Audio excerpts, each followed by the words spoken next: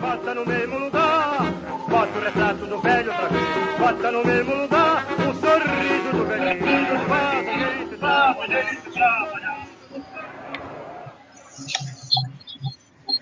É isso aí, minha gente. O sorriso do velhinho faz a gente trabalhar.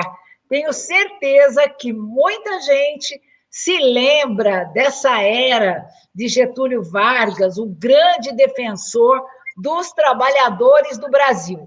E hoje, esperando você aí, que está chegando, está vindo aí para participar da nossa live de hoje. É uma live muito especial, porque hoje é um dia especial, né? Hoje, 19 de abril, é também o Dia do Exército Brasileiro. E esta data se deve a esse dia por causa da Batalha dos Guararapes, né? E também é o Dia do Índio. E olha que interessante, foi justamente Getúlio Vargas quem assinou o decreto instituindo o Dia do Índio no Brasil. E também tem outra data importante, foi no dia 19 de abril, que em 1958, 2 anos depois que eu nasci, olha eu contando a idade aí, que o Papa Pio XII também instituiu a Arquidiocese de Aparecida. Olha que data maravilhosa para a gente receber uma pessoa maravilhosa, que é o Eduardo Nunes de Carvalho. Hoje nós vamos conversar com o Eduardo Nunes de Carvalho. Nem sabia que você tinha meu sobrenome, não tinha nem atentado para isso. É um amigo, antes de qualquer coisa, ele é o atual tesoureiro da comissão provisória do PTB, que nós estamos revitalizando na cidade de Campinas, e ele é empresário, pesquisador, contador e auditor, mas tem uma outra qualidade, que aí eu digo que não é questão de vontade, é questão de dom. Ele é um historiador. E é por isso que eu me encantei e ousei pedir a ele que hoje, 19 de abril, que é também uma data em que se comemora o nascimento do grande Getúlio Vargas, este ícone do PTB no Brasil, que ele viesse falar com a gente, então, desse velhinho, cujo sorriso fazia as pessoas trabalharem.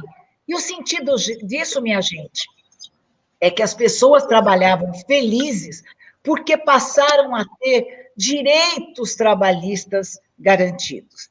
E hoje, então, eu tenho a honra de receber você aqui, Eduardo Nunes de Carvalho. Boa noite, seja muito bem-vindo aqui na nossa live do Getúlio Vargas. Boa noite, delegada Terezinha. Muito obrigado pela oportunidade e pela escolha do tema. Olha, se tem a imagem de um estadista, este sim foi um estadista. Getúlio Vargas. A gente falar que tem ele, que ele teve... ele criou a lei trabalhista, a CLT, criou direito aos trabalhadores, parece que é uma medida populista. Não é, está amarrada sobre um desenho de uma formação de Estado completamente amarrada e que trouxe resultados e está trazendo até hoje. Estamos aí no terceiro milênio, vimos que uma reforma trabalhista saiu, necessária, claro, o tempo das mudanças, mas muito do cerne da CLT continua lá. E muitas dessas coisas, a maioria delas, benéficas e que asseguram o direito do trabalhador. Olha, é sempre muito gratificante falar um pouco de Getúlio Vargas, porque as pessoas, às vezes, veem a sigla do partido, né, Eduardo? PTB, acredito que você já tenha sido indagado, né? Mas é PT? Por que PTB? Na verdade, o Partido Trabalhista original, que realmente lutou pelos trabalhadores, é o PTB. E o PTB tem uma história de muitos anos da vida deste grande homem que é Getúlio Vargas. E quando ele suicidou-se e disse: saio da vida para entrar na história, nós estamos vendo que ele estava certo, porque ele sim está na história, marcando uma fase do Brasil que você, Eduardo, vai contar para a gente hoje aqui. Claro, Eduardo, que eu te cutuquei, né? Uma pessoa que trabalha com a mulher, em defesa da mulher. Eu sei que muitos homens tiveram mulheres que ficaram no anonimato, né? Grandes parceiras, mulheres de homens públicos, que é quem aguenta o tranco lá em casa, porque não é muito fácil. Eu sou filha de ex-prefeito, mamãe conta o quanto ela sofria na política, o meu pai era de casa que ele comprava leite. Então, eu queria que você contasse para mim, assim, para a gente começar essa conversa de hoje, o que você viu de especial no casal Getúlio Vargas e Darcy Vargas? Conta para mim que eu estou curiosa. Delegada Terezinha, antes de mais nada, eu tenho que falar que a minha mulher é o meu sustentáculo, a Daniela Troncoso tem ajudado, e muito. Se não é ela, eu não faria metade das coisas que eu fiz nos últimos anos. Olha, então, eu entendo, concordo e assino embaixo sobre o que você tem falado, né? Olha, o que é interessante aí do casal Getúlio Vargas e Darcy Vargas é porque, ao mesmo tempo que eles incorporam valores fundamentais da família brasileira e da família cristã, nós vemos que ela entendeu o que é um papel do Estado, o que é um papel de um estadista. Então, se ela esteve ao lado de um estadista que acumulou força, encontrou forças políticas para executar um projeto positivista, que depois se adaptou, não ficou só no positivismo, num momento duro do século XX, em que ele já assumiu o governo no Estado Novo, com a crise de 29 batendo nas portas do Brasil, uma crise econômica danada, e ele teve aquela decisão inusitada, né, de criar o departamento do café, comprar sacas de café e fazer o quê? Vamos queimar. Mas a atividade econômica vai gerar. Este raciocínio já envolvia uma tecnocracia por trás, que é uma novidade de governos competentes. E aí, o que nós vemos na Darcy Vargas? A Darcy Vargas entendeu e sabe que o Brasil passava e passa por desafios sociais imensos. E ela fala, o que eu posso fazer como primeira-dama? Eu vou me preocupar pelos meus filhos. E quem são os meus filhos? São os brasileiros. E ela, como mãe e como primeira-dama, ela criou a Legião Brasileira de Assistência para socorrer os soldados que estavam na Segunda Guerra Mundial. E não é um socorro, vamos mandar mantimento, não. É uma coisa estruturada, uma coisa que envolveu articulação, uma coisa que envolveu o envolvimento de outras mulheres, e ela foi muito hábil nisso, enquanto ela viu o marido tendo que cuidar de coisas de governo, de um chefe de Estado. Então, quem não quer ter uma mulher do seu lado que contribua dessa forma? E qual país não quer ter uma primeira-dama como essa? Que foi atrás de trabalhos filantrópicos, envolveu a sociedade e foi procurada por chefes de Estado do Peru, da Holanda, dos Estados Unidos, pelo seu trabalho, pelo reconhecimento do seu trabalho de filântropa, não só por estar do lado do grande estadista que foi Getúlio Vargas. Então, olha que casamento perfeito, que casal interessante. Os dois saíram da mesma terra, de São Borja, na fronteira aí do Rio Grande do Sul e Argentina. Olha, a delegada Terezinha, eu fico pensando nisso e vejo o quanto que a Darcy Vargas tinha a ver com Getúlio Vargas, ao ponto, inclusive, dela, mesmo após a partida de Getúlio Vargas, ela continuar seu trabalho filantrópico, né? E a sua devoção, e ao mesmo tempo em que ela chorou como mãe a partida do seu filho, o Getúlio Filho, né? Que foi um momento muito marcante. Ela perseverou no trabalho, mas sentiu as dores de uma mãe, uma verdadeira mãe que cuida dos seus filhos e zela por sua comunidade, né? Olha, muito bacana a gente falar um pouco do papel da primeira-dama e da importância desse papel.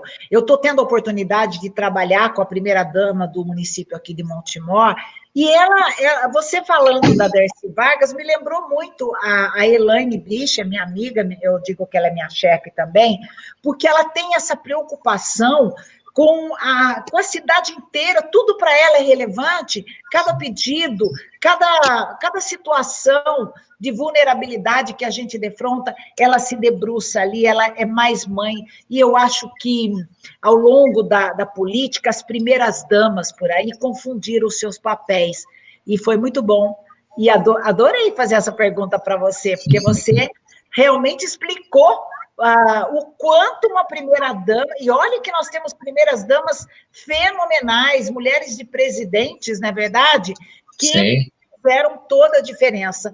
E olha, não vamos falar só de mulher, né? A gente vai ter que falar muita coisa hoje, porque é muito linda a história de Getúlio Vargas. Então, você que é o historiador, fala um pouquinho para a gente aí da ascensão de Getúlio Vargas, né? Se você puder estar resumindo como foi a trajetória dele, né, política. Você já disse que ele nasceu no Rio Grande do Sul, São Borja.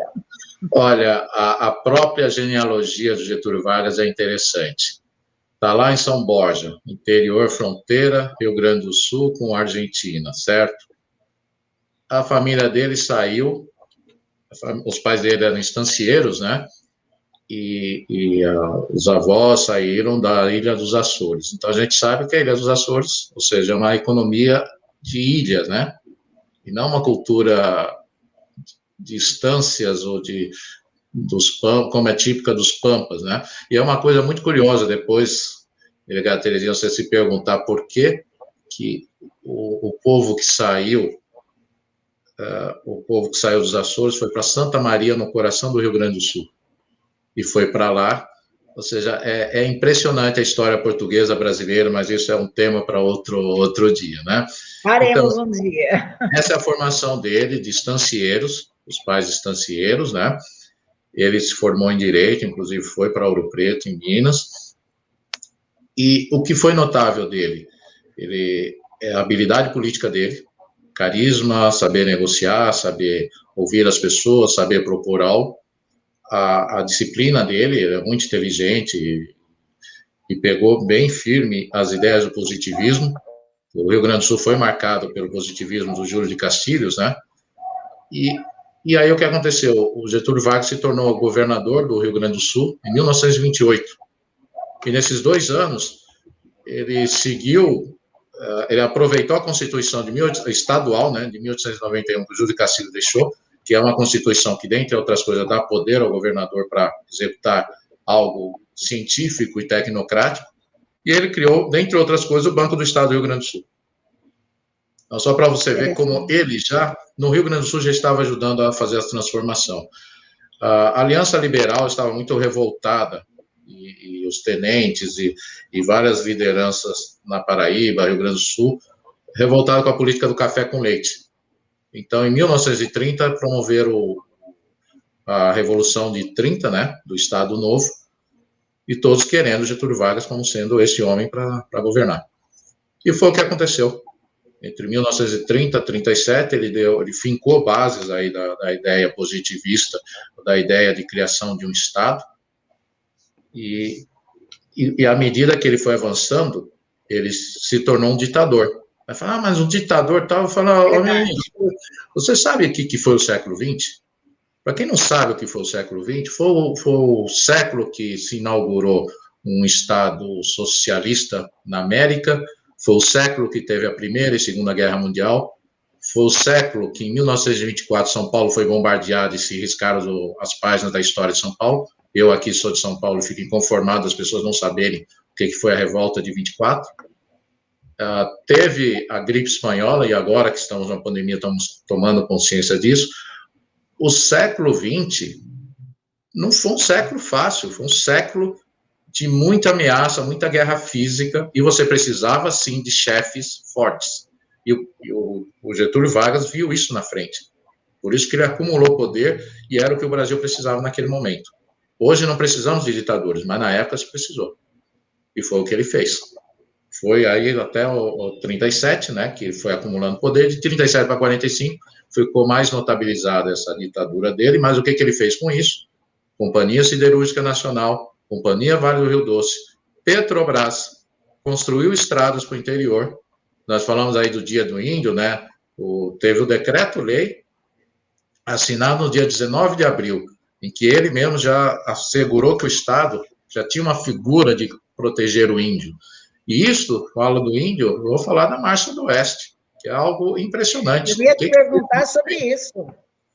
Um desbravador, né? Um desbravador mesmo.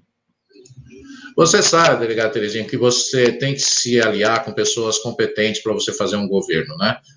E essa é uma das marcas dele, porque enquanto ele acumulava poder político, dissolveu o Congresso, atingiu uma função ditatorial forte para fazer as coisas acontecer, ele contou com um dos melhores técnicos que o país tinha, para montar sua política de desenvolvimento industrial, sabia do desafio que o Brasil era uma economia essencialmente agrícola,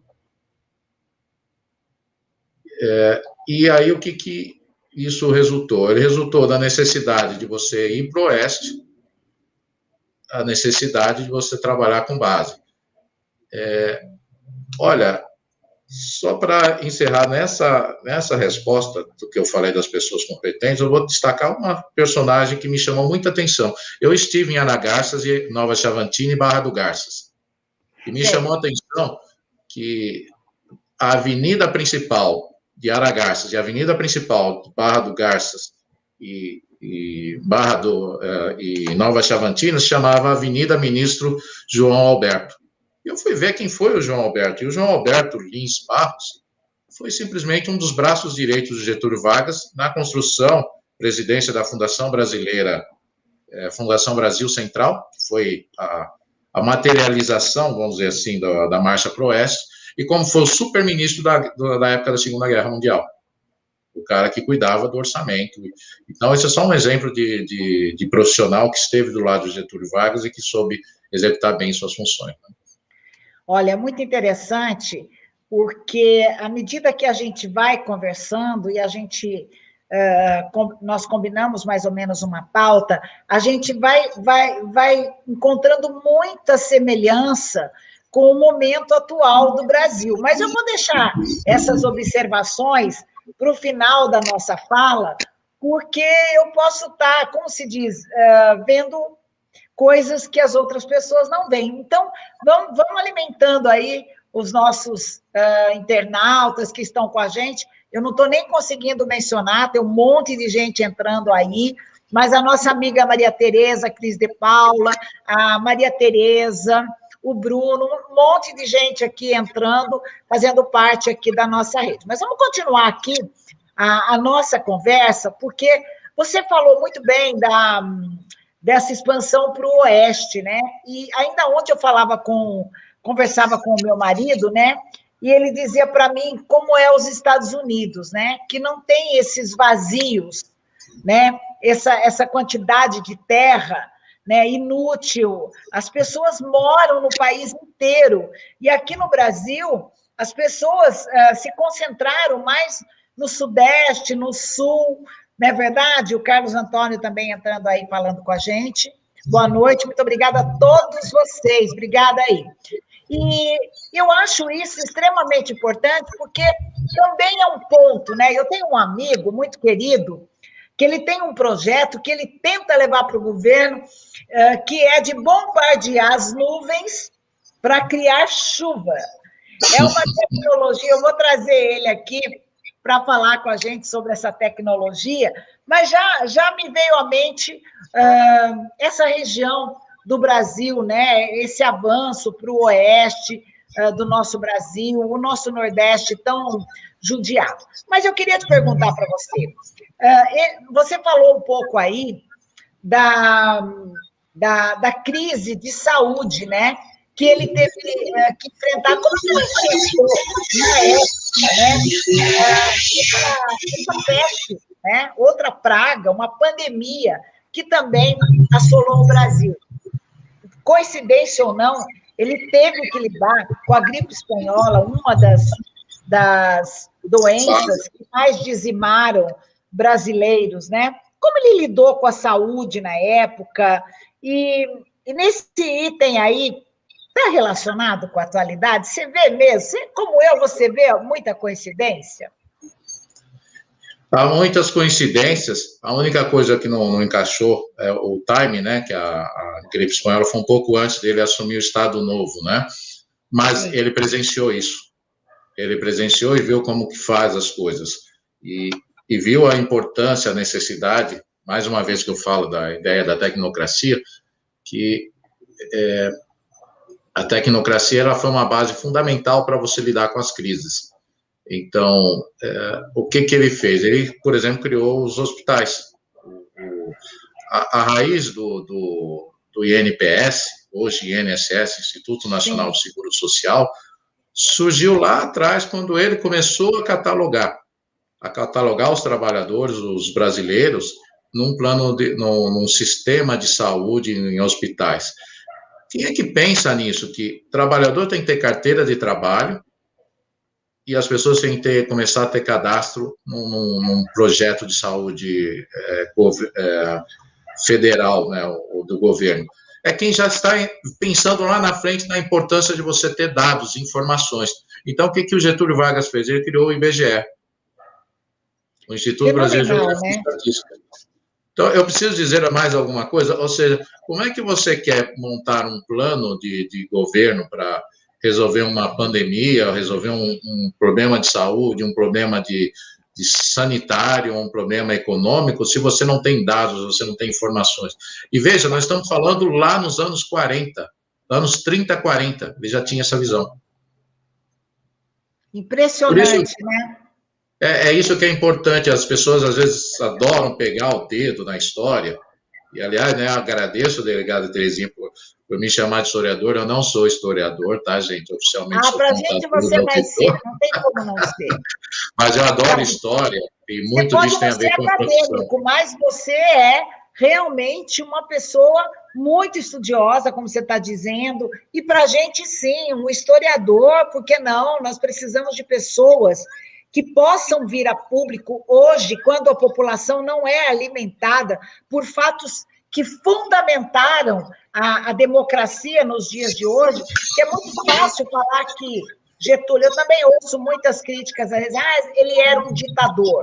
Não, ele era um homem que precisava pôr ordem na casa.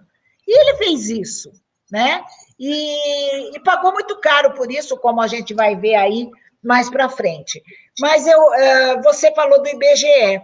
Eu também fiquei surpresa, né, quando eu soube que ele fundou o IBGE, que até hoje é o que norteia as políticas públicas do Brasil, né? É impressionante como isso é importante. Você tem razão, toda razão. Olha esse gerenciamento da vacinação em massa.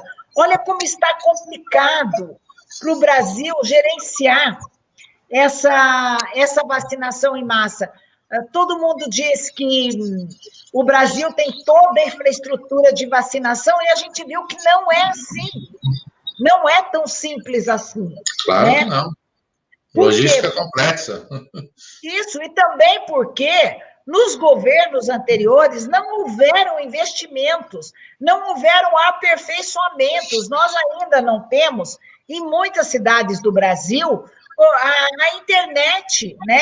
As consultas agendadas via internet. Nós não temos ainda uma saúde digital, uma saúde da era tecnológica.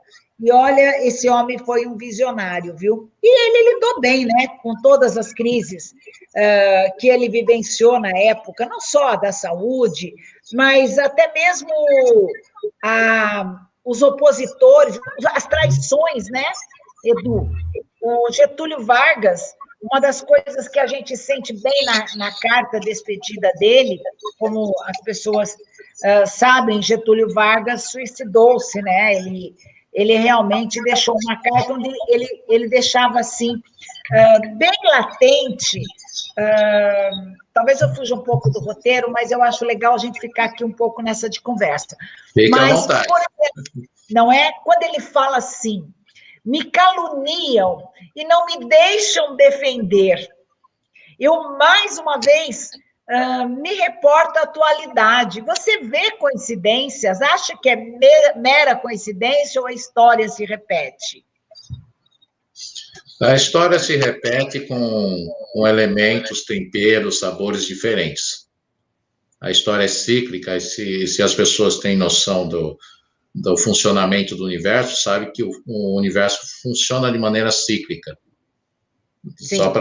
Só para deixar as pessoas curiosas aí, o fenômeno das manchas solares, que ocorrem a cada 11,1 anos, ela é marcada por revoluções, guerras, pestes, divórcios, imigração, migração, crises migratórias. E se você vê o início dessa pandemia, ela coincide com 99 anos, ou seja, 9 ciclos, de onde teve a gripe espanhola. Então, as coisas são cíclicas e você tem que saber conviver com isso. Então, a história tende, sim, a se repetir, só que com diferentes elementos. Como essa pandemia tem uma história diferente da que foi a gripe espanhola. Sim. Mas muitos elementos em comuns. E Sim. aí, quando você fala, você percebe semelhança no momento atual? Eu percebo, sim, porque no momento em que se instaurar a Quarta República, ou seja, derrubou Vargas, e ele teve que voltar dos braços do povo, o que ele sensatamente fez? Ele foi para a instância dele, voltou lá para o Rio Grande do Sul, ficou lá no cantinho dele, e os políticos se atrapalharam, aí bateram cabeça e deu aquela palhaçada de sempre que a gente está acostumado a ver, né? Que ninguém tem pulso, ninguém consegue governar tendo uma visão de Estado, vai governar, tem dificuldade em negociar com os políticos. A esquerda e a direita, no fundo, acaba sendo a mesma coisa, um balcão de interesses, fora a corrupção e os problemas endêmicos do Brasil, incluindo o seu problema de distribuição de renda e de a gritante problema educacional, que não é fácil de ser resolvido. Bom, viram que não deu certo. E o povo falou, eu quero Getúlio de volta. Então, Getúlio está lá na instância dele, e alguém apareceu lá, foi fazer uma entrevista com ele. Ele se sentiu tão motivado, ele falou, gostei dessa entrevista, eu vou voltar. Aí ele repensou e falou, vou voltar para a política. Acho que aí ele se candidatou a senador e depois a presidente, e ganhou com folga, né?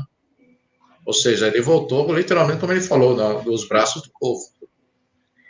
Muito bonito isso, né? Porque eu vivi uma experiência muito parecida. Eu era vereadora em Campinas, fui vereadora aí por 8 anos, e não fui reeleita, eu me senti assim, não desprestigiada, mas assim, como eu não tinha conseguido, né, ao meu eleitor, quando eu era o modelo de político que se buscou e sou até hoje, né? Uma pessoa que não tem interesse pessoal, não adquiriu riquezas na política, é contra a corrupção, quer um Estado enxuto, luta pela preservação da família, mesmo como delegada de polícia, defensora das mulheres, eu sempre preguei a reconstituição da família, primeiro tentar salvar a família, para depois dissolver, e às vezes eu me sinto até um pouco na contramão do que se prega por aí.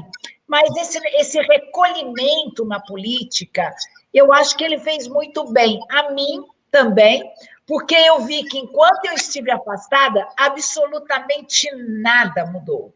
Ou seja, nós, os políticos, que podem fazer a diferença, não têm o direito de se afastar, não. O dever nos chama, viu, Edu? E eu me sinto assim.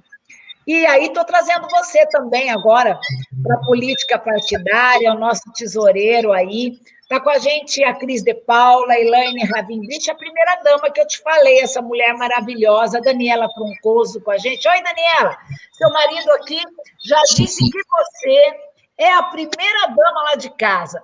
Parabéns, viu? Realmente, esta mulher é muito importante do lado do homem. Ainda ontem eu assisti um filme que foi lançado na Netflix, que chama... Como é que é? Radioatividade, a história da cientista Curti, acho que é Curti o nome dela, que descobriu o rádio, né? E a revolução que ela causou no mundo. Maravilhosa, recomendo. Mas, assim, ali também a mulher forte, né? Ao lado do homem. Então, meus parabéns aí, Daniela, e muito obrigada, viu, por moldar aí o caráter deste homem tão especial e tão querido no nosso PTB. Edu, vamos voltar aqui. Você que entrou agora, nossa live de hoje fala de Getúlio Vargas, porque hoje é dia do aniversário dele. Ele nasceu em 1882, se eu não me engano, né, Edu? Não decorei aqui. 1882, em São Borja, né? Lá na divisa do Rio Grande do Sul. Mas conta para a gente aqui, já que a gente tocou no assunto aí do PTB, me diga como é que surgiu o PTB, como é que é esse movimento, por que eu falo com tanto orgulho do PTB? Conta aí um pouco para os nossos internautas, um pouco de como surgiu o PTB, por que Getúlio foi para lá, né? Eu gostaria muito de te ouvir, viu, Edu? Antes, duas curiosidades. Você falou do filme Radioativo, né? A Marie Curie. Radioatividade radioatividade, né? E um filme emocionante, eu quase chorei. Também. Olha, só o que eu chorei mais na semana foi quando eu lendo a biografia da Darcy Vargas, tá? É mesmo? Eu chorei, acabei chorando madrugada, porque eu comecei a Eu vou entender ler, ela deve ter com outra sofrido visão. muito. Mas eu estou te falando isso, a curiosidade é o seguinte, até para ver esse filme, quem identificou, pôs no ar para a gente assistir, foi a Dani. Daniela Troncoso, ela foi minha mulher que viu o filme e falou, vamos ver isso, e foi ótimo. Assim, a Maravilhoso. outra curiosidade é o seguinte, você tá preocupado em lembrar em que ano nasceu o Getúlio Vargas, se ele nasceu em 1882, a resposta está correta. Acertei. A Sim, memória está não certo. falhou. Mas o curioso é se você perguntasse para o próprio Getúlio Vargas, sabe o que ele ia responder? Que ele não tinha 1883. certeza. 83. Parece que surgiu uma dúvida, né? No passado era assim, às vezes ficava muito distante para ir registrar. Eu tinha essa dúvida também. Olha que coincidência, né? Eu não sabia se eu tinha nascido no dia 17 de fevereiro ou no dia 15 de fevereiro. Eu sempre tive muita dúvida, né? Por quê? Porque as pessoas iam registrar e às vezes falava com que o cartorário registrava no dia que foi feito. E eu ouvi falar alguma coisa assim, ele também teve dúvida da data de nascimento dele. Conta pra gente como é que foi essa história, Não, Edu. não, ele aprontou, isso sim. E por quê? Para ele foi poder genioso. participar? Gente, acho que é uma coisa legal. A Daniela Troncoso, ela é astróloga, mas eu não vou falar de astróloga, eu vou falar de história. Maravilha! Mas um fato Parabéns. curioso sobre o mês de abril, esse é um mês tão ligado à política. Por exemplo, a Revolta dos Cravos foi dia 25 de abril, em Portugal. Poxa. Descobrimento do Brasil, 22 de abril. Exato. E vocês vão ver vários fatos marcantes da história da Europa e da América Latina relacionados ao mês de abril. Então, mas agora eu fugi um pouquinho, vamos falar do PTB, já que vamos falar de data, o PTB já não quis saber dessa mas história. Explica aí, explica pra gente aí essa jogada. Quer dizer que essa jogada do ano de nascimento teria sido por causa da emancipação dele, para ele completar a maioridade? Na verdade, eu não sei, Edu. Na verdade, é o contrário, né? Ele quis dizer que era mais jovem. Um ano só? Eu não entendi também, não ficou muito claro. Pessoal, aliás, antes mesmo de eu falar do PTB, uma coisa importante. Às vezes, quando você fala sobre a lente da política, o cara escreveu aqui numa das biografias que eu estava lendo. Quando ele assumiu o Estado Novo, ele abandonou o positivismo do Júlio de Castilhos e passou a ir para a ala católica. Nada mais incorreto de quem não entendeu o positivismo. Porque quem entende o positivismo sabe o seguinte, você tem que defender os valores da família, defender a tradição da história, e você tem que trabalhar do cerne familiar para chegar ao cerne da nação, para chegar ao cerne do planeta. Então, olha que interessante. Não é você trabalhar o Estado para você ser um Estado que vai sair guerrilhando e conquistando territórios nos outros países. E nem é para a família ficar individualista. Eu vou acumular riquezas. Não, a ideia desse positivismo é uma ideia que tem uma família que trabalha por uma comunidade, que trabalha por um país, que trabalha por um continente, que trabalha por um planeta. Olha a profundidade disso. E que reconhece, dê valor à história e à tecnocracia, ou seja, a ciência e estudos e soluções adaptados àquele povo. Então, quem escreveu lá, não vou mencionar o nome, mas quem escreveu que ele abandonou as bases do positivismo, infelizmente não entendeu. Não entendeu o que o positivismo significa. Não adianta eu romper com o catolicismo, com o cristianismo, se o país é soberanamente cristão, e se ele lançou a Marcha para o Oeste, inspirado nos bandeirantes, que levou a Boa Nova para o interior do Brasil. O que é a Boa Nova? Era o cristianismo. Sabe o que tinha nas bandeiras da época que os espanhóis dominaram os portugueses e, consequentemente, o Brasil, entre 1580 a 1640? As bandeiras que eles levavam não era a bandeira da Espanha, não. Eles levavam a bandeira de Santo Antônio. O santo casamenteiro, né? O santo português, que é muito mais do que só casamenteiro. Mas, um último porém antes de eu entrar de novo no partido. O outro lado da família do Getúlio Vargas tem a ver com o Amador Bueno, tem a ver com o lado bandeirante. Então, por isso que é interessante você ver a raiz dele, porque é portuguesa e bandeirante ao mesmo tempo. bem fincado a história do Brasil, a história luso-brasileira. PTB. Por que o PTB não nasceu em abril, já que eu falei que abril é dos acontecimentos políticos? A resposta é simples, porque não deixaram. Precisou lá sair as leis.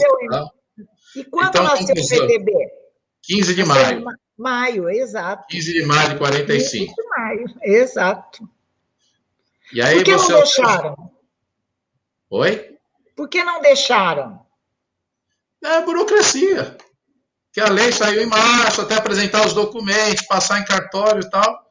Acabou entrando em maio. Esse partido, aliança que o Bolsonaro está querendo implantar também, não estão deixando. Exatamente. Então, quando sair, a data não é a data que você queria, sei lá, astrologicamente combinar, mas saiu. Isso é o que é importante. E aí entra de novo a visão do Getúlio Vargas, porque o que aconteceu? No momento em que ele focou no trabalhador urbano e na necessidade das indústrias de base, que firmou uma parceria com os Estados Unidos para obter financiamento, porque é interessante, porque associaram o Getúlio Vargas ao fascismo, né? E o que na verdade é? Ele precisou de um Estado forte, e quando houve a guerra, se notabilizou que eles estavam lutando contra a Alemanha nazista, a Itália fascista e os japoneses com o Hirohito numa monarquia ditatorial. Aí eu falei, a gente está lutando aqui, engraçado, no Brasil é a mesma coisa. Então vamos derrubar o governo. E aí houve uma pressão dos pracinhas do povo para derrubar o Getúlio Vargas nesse momento. Mas, como, mais uma vez, por isso que é interessante a questão, você pensa que o cara não pensou no futuro, não projetou o futuro, mas ele colocou as indústrias de base, negociou com os Estados Unidos, que é claramente democrático, capitalista, conseguiu dinheiro e investiu na CLT, na carteira de trabalho, no salário mínimo e nos direitos trabalhistas. Moral da história, os queremistas, que você usou o termo, né, delegada Terezinha? Os queremistas que queriam Getúlio Vargas e fundaram o PTB, saiu fora, depois foi eleito, né, nos braços do povo, em 1950, né? Mas nesse meio tempo, o PTB surgiu com um número modesto de deputados e senadores, e o número só cresceu exatamente por causa da causa trabalhista, ao ponto do PTB quase ter uma vaga permanente, entre aspas, no bom sentido, no Ministério do Trabalho. Essa é a identidade do partido que surgiu com a necessidade de urbanização e de equalização do jogo para os trabalhadores. Então, olha que interessante, é um lado desenvolvimentista e, ao mesmo tempo, justo de dar reconhecimento ao trabalhador. Exato, porque ao mesmo tempo que ele investiu nas indústrias de base, foi buscar capital estrangeiro, ele também pensou na população, né? Então, eu não sei se foi justamente esse exílio, quando ele voltou para a terra dele, que realmente despertou nele, né, essa nova fase do Getúlio de se preocupar com o trabalhador urbano, porque a gente sempre diz assim, né, tirar um direito é muito fácil. Recentemente nós tivemos algumas perdas de direitos trabalhistas, né? E corremos o risco de ter outras, mas é uma adaptação para essa realidade. Então, a gente sempre diz assim, olha, tirar um direito é muito fácil, mas conquistar um direito, isso é muito difícil. E eu gosto muito, assim, a minha ligação com Getúlio Vargas tem a ver também com a questão do voto feminino, né? Quando ele trabalhou aí pelo sufrágio universal e ele entendeu a importância das mulheres terem o direito ao voto, de serem votadas, porque, aparentemente, os jovens de hoje, as pessoas que não viveram nesta fase, não sabem a dificuldade que a de ter o direito de votar, é ter voz, né? E o PTB é um partido que dá vez e voz às mulheres. Você trabalha com a gente, Eduardo, sabe que nós temos várias mulheres lá na nossa executiva. a nossa executiva, a nossa comissão provisória, na direção, nós damos aí muitos espaços para as mulheres. Mas eu quis chamar atenção para essa palavra, queremistas, porque eu nunca havia ouvido essa palavra, né? Então, queremista significa nós queremos Getúlio. E aí surgem os queremistas, né? Aqueles que querem muito, né? O Getúlio. E não é à toa que nós abrimos aqui a nossa live com essa musiquinha, né? Que o sorriso do velhinho faz a gente trabalhar. Olha o quanto é importante uma liderança nacional com apoio popular, que isso faz toda a diferença. E o Getúlio Vargas conseguiu isso. Tanto é, não sei se você leu alguma coisa sobre o enterro dele, né? Mas dizem que foi, assim, uma verdadeira mobilização nacional, né? Que as pessoas choravam muito por onde o cortejo passava, as pessoas choravam nas ruas, realmente como perderam algum muito querido. E isso, na política, é muito difícil. Mas eu vejo, assim, que a gente está num momento também, cíclico ou não, história que se repita ou não, a gente está num momento que eu vejo muitas semelhanças no Bolsonaro com o Getúlio Vargas. Você vê semelhanças, claro, resguardando o momento atual, mas você vê semelhança entre os dois? Por exemplo, o Getúlio também quase sofreu um golpe de Estado, não é isso? E eu, às vezes, tenho a impressão que Bolsonaro pode vir a sofrer também o Estado. Então, eu queria saber de você, Eduardo, você acha que existem semelhanças com Bolsonaro e Getúlio, principalmente pela forma de conduzir o Brasil? Como você vê, se é que tem semelhança, como você vê essa semelhança? Eu acho que tem semelhança. Como eu falei, tem aspectos comuns e aspectos diferentes, a história se repete, mas com pequenas mudanças, né?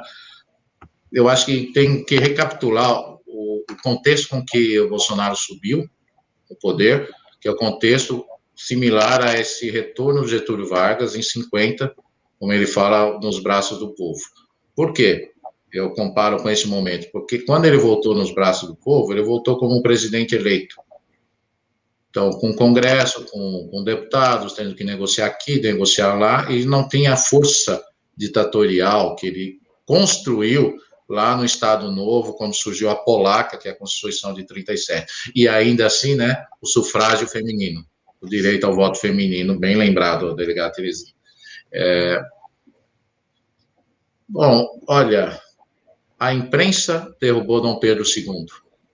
A imprensa derrubou o Império Brasileiro. A imprensa derrubou Getúlio Vargas. E a imprensa está fazendo de tudo para derrubar o Bolsonaro.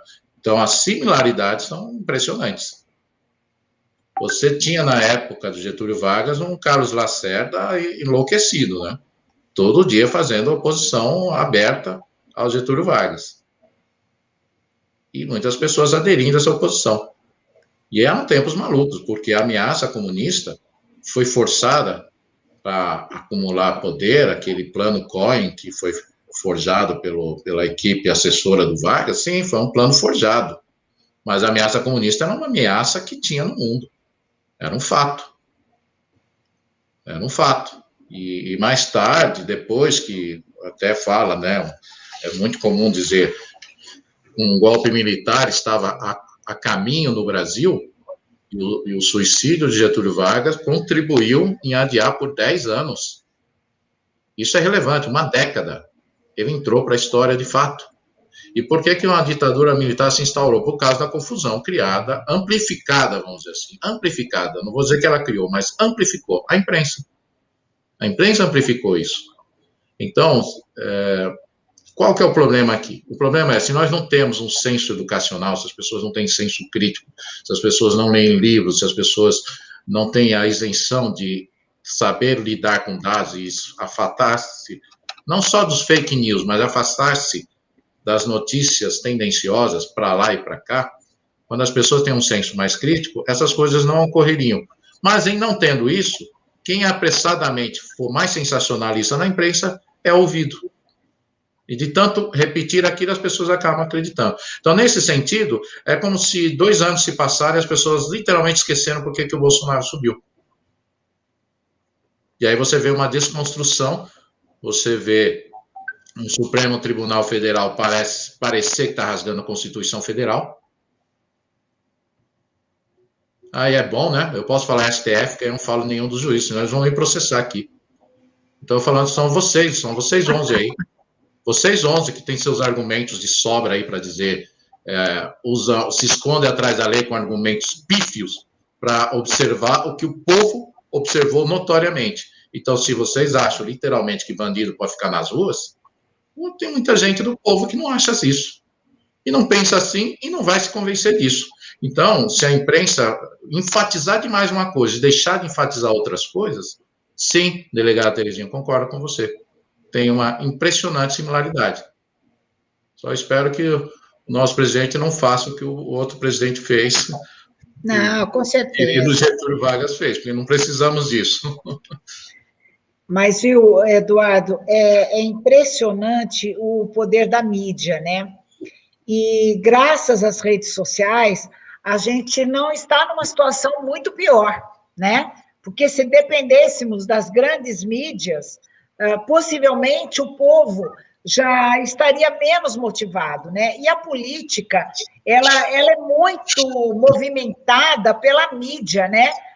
Na verdade, a mídia tentou barrar Bolsonaro, mas o povo descobriu uma ferramenta, né? Que são as redes sociais. Mas a gente vê ainda pessoas desmotivadas, né? Eu mesma, quando Bolsonaro fez a campanha, eu estava no PSDB, o nosso candidato era o Alckmin. E claro que eu sou uma pessoa muito fiel ao partido que me encontro.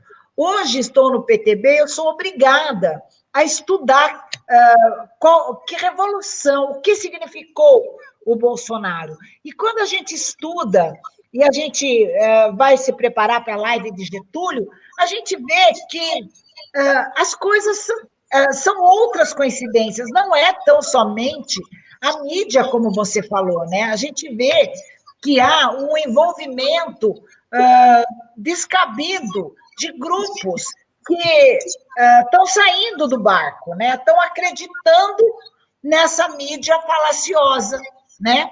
Não sei se você viu ontem, Edu, ontem ou antes de ontem, o presidente da John Deere falando, você viu o depoimento dele pelas redes sociais? Não vi. Eu vou te dizer, basicamente ele falou assim, quer que o Brasil cresça, não assistam mais grandes jornais, grandes emissoras de rádio e televisão. Eu fiquei assim surpresa, mas dá um oizinho aí, tem muita gente entrando, não sei se você está conseguindo ver aí os seus internautas, quero agradecer muito a participação de todas, essa live para mim é uma aula, viu, Edu, porque mesmo assim, trocando algumas ideias, eu vejo que você tem um conhecimento bem profundo, e olha que você estudou rapidinho, né? Tem muita gente conhecida sua aí, quer dar um oi, não sei se você conhece. Vera Antônia Teixeira, né? Vera, olha, só para você saber, você comentou aí da música do Getúlio, o refrão, né? Eu ouvi esse refrão quando era criança. Ah, é? Mas você era criança na época da eleição de Getúlio Vargas? Não, mas é que foi tão marcante esse refrão, que meu pai comprou um disco contando a história da década de 50, 60, era alguma coisa assim, eu ficava ouvindo aquele disco. E eu lembrava desse refrão, né? O sorriso do velhinho faz a gente trabalhar, né? E era uma frase muito genial, assim, e que me identificava muito com meu pai. Meu pai era getulista assumido. O meu também. Meu pai também era. Meu pai, se via a cor vermelha, saía tirando. Não, tirando brincando, mas saía reclamando, né? Meu pai, getulista, gostava do JK depois, gostava dos governos que assumiram com o seu tom de direita, né? Nossa, mas quando falava de Getúlio Vargas, meu pai se emocionava. Assim, foi a época que ele saiu do interior da Bahia e foi para São Paulo.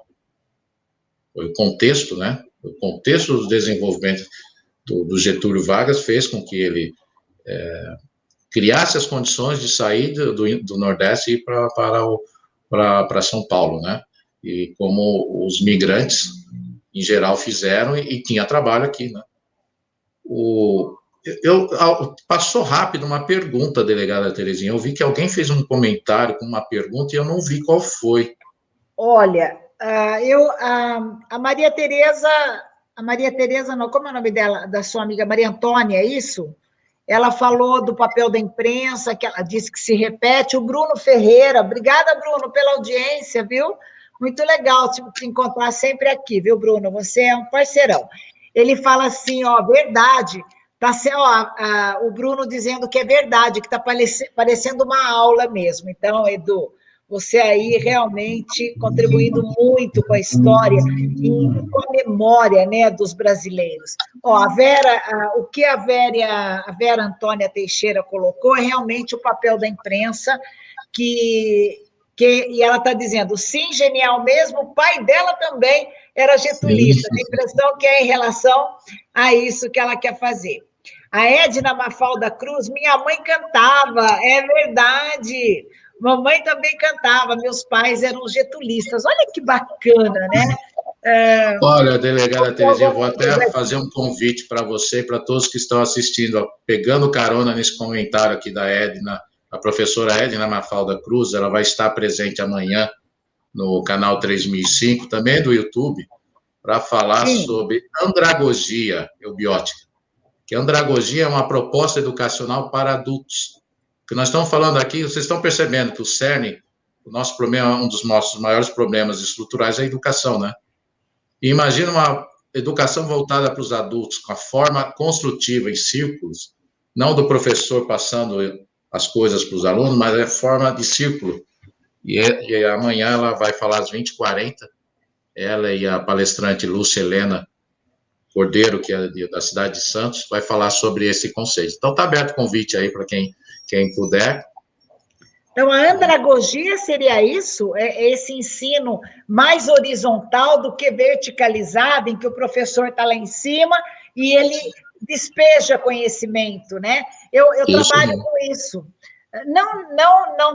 Não sei se é bem andragogia, mas a gente trabalha essa construção do conhecimento de forma coletiva, onde o aprendizado é mútuo, né? Porque eu digo que nós somos professores, a gente aprende também muito com os alunos. Então, fica aí o convite para vocês compartilharem. Você falou canal 13 da NET, é isso que você falou? Canal 3005 do YouTube.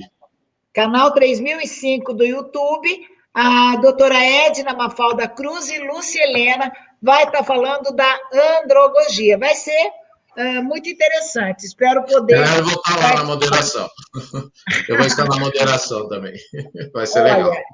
Obrigado. Canal 3005. Aliás, um abraço aí, eu vi o Alain, vi a Vera, vi a Dani.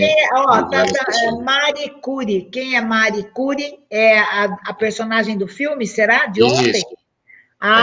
Tá. Eu não consegui gravar o nome dela, mas, olha, foi muito interessante, porque há muitos dias, há muito tempo que eu não assisto o filme. E ontem eu assisti esse filme, e o que mais me marcou na história aí da Marie Curie foi o apoio das mulheres, né? Porque quando ela foi indicada ao Oscar, né? Em virtude de ela ter tido um romance com um homem casado, ela foi muito censurada na sociedade. E isso acabou interferindo até na vida acadêmica dela. Mas o bacana é que quando ela foi receber, né, o prêmio Nobel, que ela acabou recebendo, ninguém se levantou para aplaudir, mas as mulheres se levantaram e aplaudiram a Marie Curie. Então, é maravilhoso, realmente, eu recomendo esse filme. Está com a gente Tarcísio Espósito também. Tarcísio Espósito, um grande amigo de São Pedro, está lá em São Pedro agora, aqui no interior de São Paulo, né? É Águas de São Pedro? Não, São Pedro mesmo. Ah, São Pedro? Não conheço. São Pedro. Também agradecer a Maria Tereza Palermo, minha grande parceira aí da Palermo Contabilidade, das nossas reuniões, né, delegada Terezinha? Nossa secretária. Nossa secretária. Vi a Cris de Paula também. A andragogia valoriza os conhecimentos anteriores para o ensino e aprendizagem. Então, muito bacana. Tá feito, vale muito a pena. Olha como as coisas se interligam, não está tudo interligado? Você não viu o passado, tudo interligado, a educação com a política, olha como as coisas são, né? E o interessante viu, Edna, Mafalda Cruz, uma hora eu vou te convidar para vir falar aqui para a gente também da andragogia. É muito interessante porque o ensino realmente não pode dissociar a construção do ser humano com o aprendizado.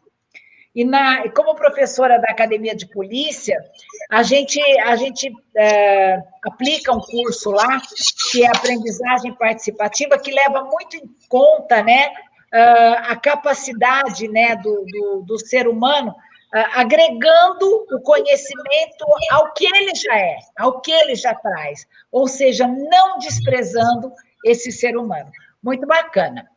Olha a Daniela Troncoso aí, está falando do filme. O impressionante é que a Mary Curry, não sei se é assim que menciona, ganhou 2 prêmios Nobel, e depois a filha dela também.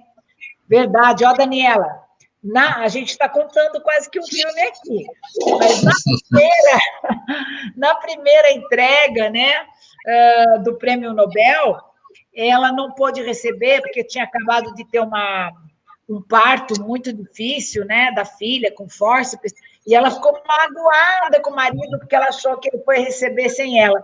E era impressionante, né? Eu espero que realmente o Edu seja também apaixonado, como era lá o Dr. Curry, da sua Mary. Realmente, ou Mary, não sei, porque é francês aí, né? Então, olha, Edu, nós estamos caminhando aqui para finalmente da nossa live. Queria que você... É chato falar considerações finais, né? Uma coisa tão ultrapassada, mas que você deixasse para a gente aí uma mensagem, principalmente do que significa estar falando hoje, né, da história desse grande ou do maior estadista de todos os tempos no Brasil. Delegada Terezinha, se você me falasse semana passada, eu não teria noção disso que aconteceu. Se fala de aprendizagem, nós estamos todos aprendendo, eu também estou aprendendo. E o que aconteceu aqui foi muito além do que eu imaginei que iria acontecer. Obrigada. Estou aprendendo muito, e olha que energia, que vibração legal, e assim eu consigo entender a Dani, por exemplo, quando ela fala da questão da energia, a questão das coisas fluírem, e já que nós falamos de energia, né, da Marie Curie, para mim é fácil, é Marie Curie, ou Curie. É Marie Curie, francês. Marie ela fácil, era polonesa, na verdade. Ela era polonesa. Como é que é? Polonesa, sim, polonesa.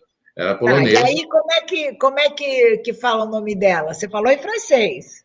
A Marie? O primeiro não era fácil, a minha gatinha se chamava Marie. Então,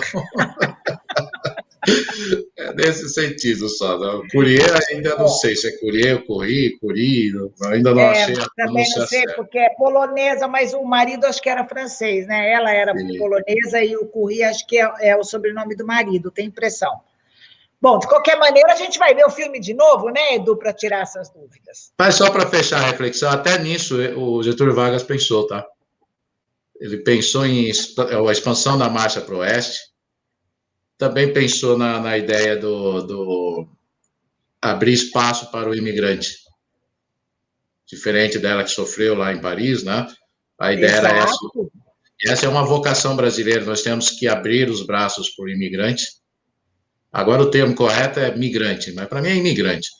Imigrante para mim é qualquer um que vem de outro país, emigrante, né, quem sai de um estado para o outro aqui no nosso continental território chamado Brasil, né? Pessoal, essa é a reflexão. Eu quero encerrar com essa reflexão para vocês, de que observem a história, não com a história que nós aprendemos de ter vergonha do Brasil, não, pelo contrário. Podem procurar, vocês vão encontrar motivos muito orgulhosos e principalmente, Esses motivos orgulhosos vão nos inspirar numa eleição e vai nos inspirar nas nossas aspirações de trabalho a ser realizado coletivamente e do que nós podemos exigir dos políticos e de nós mesmos como cidadãos, né? Construtores de um mundo cristão, de um mundo ético, de um mundo que se preocupa com o planeta, com o desenvolvimento equilibrado de tudo. Por que não, né? O sonho é possível, vamos em frente. Muito obrigada, Edu. Quero agradecer também a sua esposa, Daniela Troncoso, e dizer que quando você fala da família, eu tive um professor de física que ele dizia algo assim, que no universo tudo é família. Os animais são famílias, as plantas são famílias, os astros são famílias, então a gente não pode dissociar nunca a verdade do ser humano de que é na família que ele realmente vai se desenvolver como um ser capaz de amar e ser amado, e essa é a minha filosofia. Há de existir um dia em que a política seja reconhecida como algo bom, e não como algo ruim. Uma boa noite para você, muito obrigada mais uma vez, em breve estaremos de volta aqui. Agora eu já sei aonde eu vou socorrer toda vez que eu quiser falar de uma data histórica, viu?